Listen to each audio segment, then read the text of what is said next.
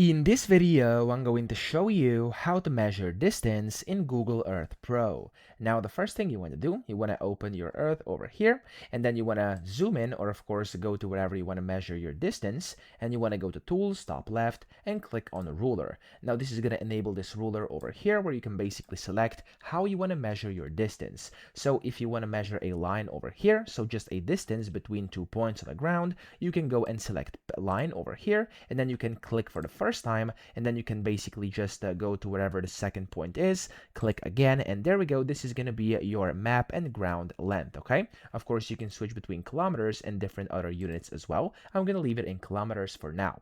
Now you can then clear this, and you can choose path as well, where you can measure your path distance. So you could do multiple lines, just keep on clicking, and it's going to basically give you the length over here. You could also do a polygon, so of course you can make a polygon like this, as you can see, where you can get the area and then perimeter as well. You have circles, where of course you can create circles, so click, drag out, click again, and there we go. And then you have things which are a bit more advanced, which are 3D paths, and of course 3D polygons as well. Okay, so that's essentially how to do this. That's how to measure distance in Google Earth Pro. I hope this video helped you out. If it did, please subscribe to the channel and help me out as well.